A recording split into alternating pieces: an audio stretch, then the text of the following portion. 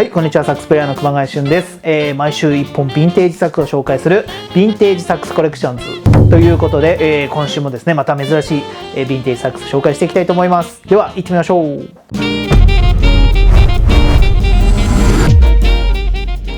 はい、今回紹介するヴィンテージサックス、こちらです。フランスセルマーバランスドアクション、シルバープレートですね、ご紹介していきたいと思います。これね、アメリカンセルマーっていうののバランスドアクションは実は紹介したことあるんですけども、今日はね、フランスセルマーの、バランスドアクション、そしてシルバープレートですね。またこちら、3つのトピックに分けてまたご紹介していきたいと思います。ぜひですね、フラセルとアメセルの違いなんかも、感じていただけたらと思います。では、行ってみましょう。はい、では最初のトピック、フラセル、アメセルということで、ちょっとそのトピックに入る前に、ちょっと音色チェックしてみましょう。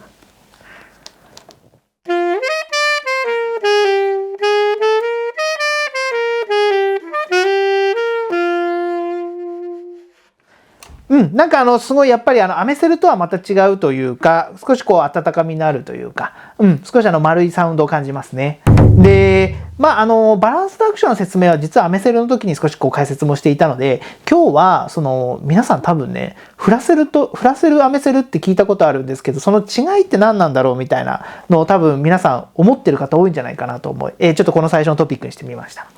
で、今現存として残っているのはフランスセルマーですね。ヘンリー・セルマーっていうんですけども、これはクラリネット奏者のヘンリー・セルマー氏が創立したということによって、今のこのフランスセルマーっていうのができたんですね。で、1922年に、モデル22というのが、初めてセルマーで作成されて、そこから今の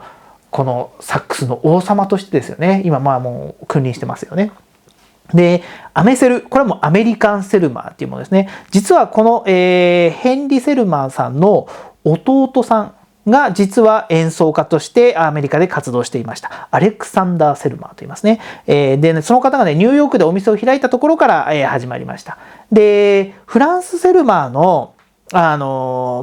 あれってそれをアメリカで販売していこうというふうになった時に、アメリカのこのジャズ用にもね、販売していきたいなっていうところから、フランスからそのパーツをね、持ち込んで、組み立て、そして調整、そして、塗装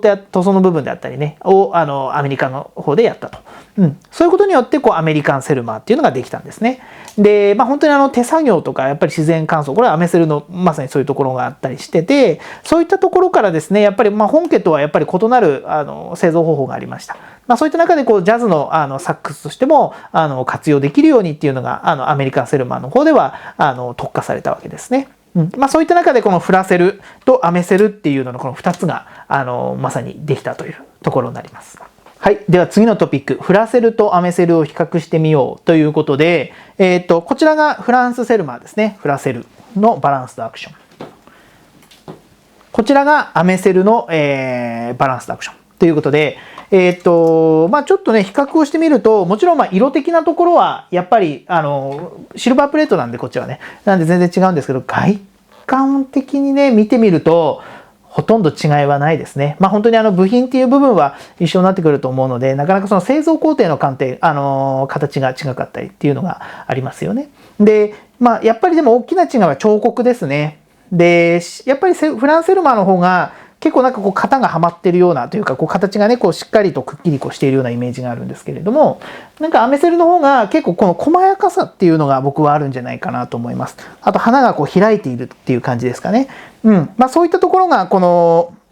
アメセルのいいところでもあるかなと思います。で、あとね、ちょっとした違いっていうとね、この辺りかなっていう、このローキーというか、この辺りのこのトーンホールのこの形のこういう装飾ですよね。そういったところに違いがあるかなというところで、なかなか僕らみたいな演奏するだけの人間、多分こういうリペアとかの人になればまた違いがあるんだと思うんですけど、なかなかちょっと見出せなかったなっていうところがあります。もし製造工程とかで違い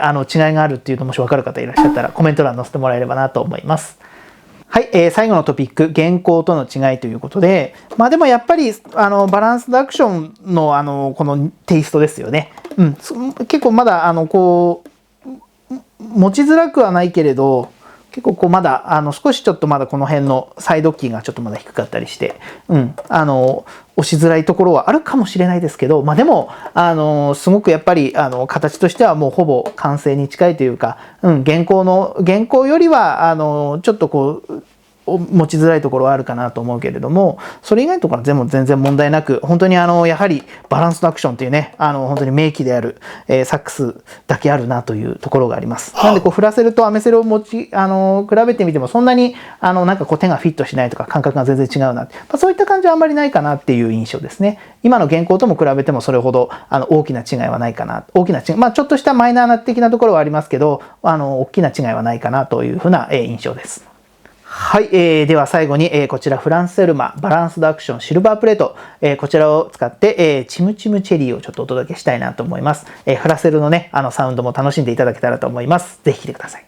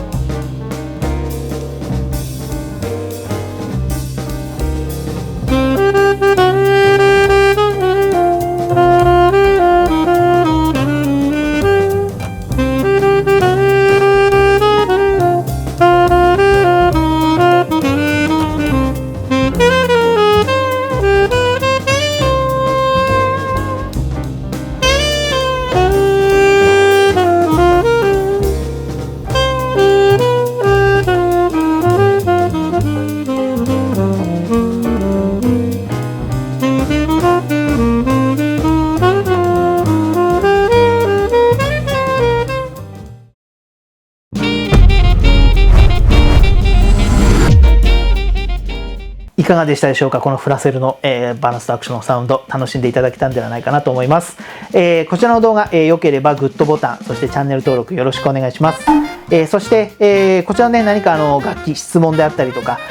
またはさっきの製造工程なんかね、もし分かる方いらっしゃったらぜひねコメント欄に寄せていただければと思います。